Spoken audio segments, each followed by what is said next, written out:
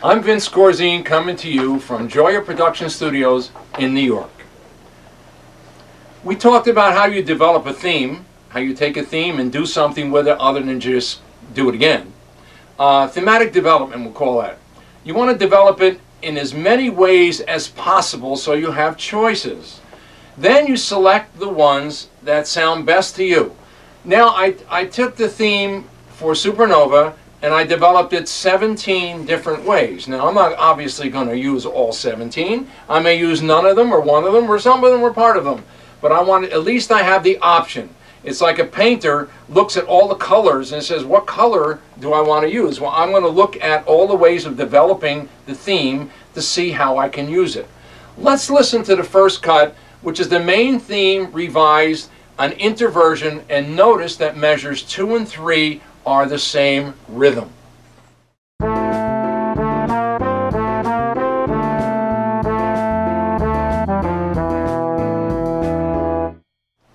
Now I'm sure you caught the difference between that and the original. It's much improved as far as I'm concerned. The next example is the main theme in inversion. What goes up now comes down and vice versa, and it sounds like a new tonality.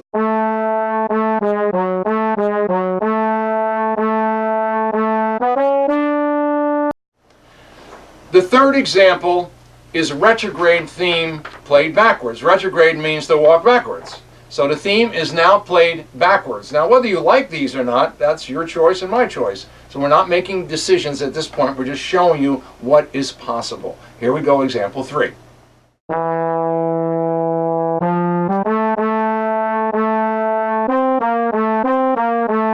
Example 4 is both retrograde and inversion. Remember we did inversion before in retrograde. It's inverted and played backwards. Sounds tricky, but listen to it.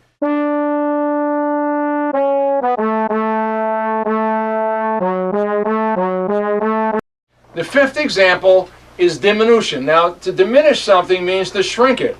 So what we do, we're taking the theme and we're shortening it or shrinking it a little bit. Here we go with diminution.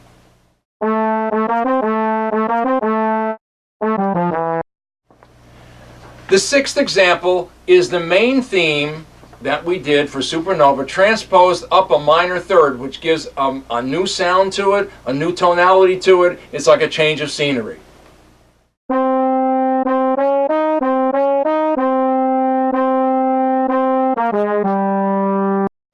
The seventh example is a la Beethoven, where it's a little more sequential. Let's listen to example 7.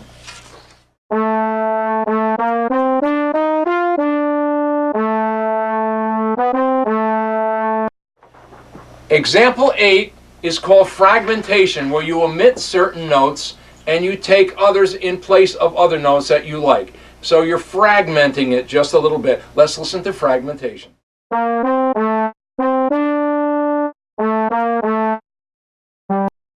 Example 9 is contrary motion, where one goes up and the other comes down. They move in opposite directions from the original theme.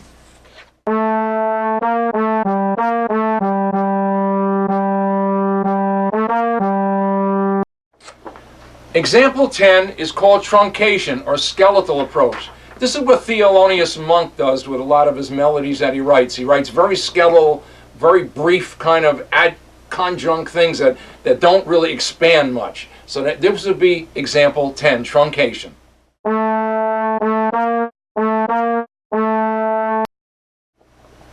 Example 11 is just the opposite of diminution. It's called augmentation. When you augment something, you expand it, you make the notes longer, and you lengthen the theme.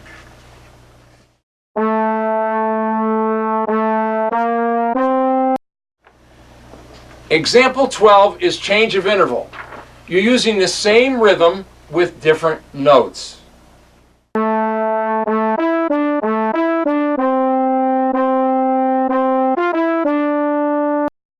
Example 13 is adding notes to the original theme for more interest.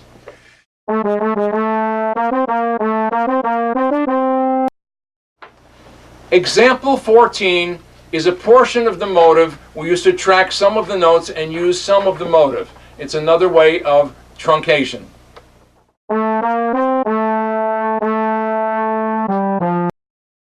Example 15 is taking the last part of the theme and extending it.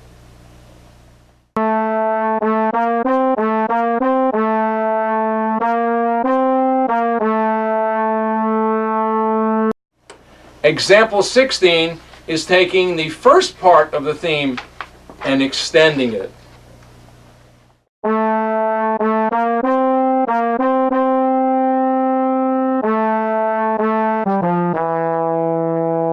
The last one, number 17, is a change of mode. Now originally the theme is in A minor or C minor, whatever you want to have it in, and now we're changing it from minor to major, so it's going to have a completely different sound.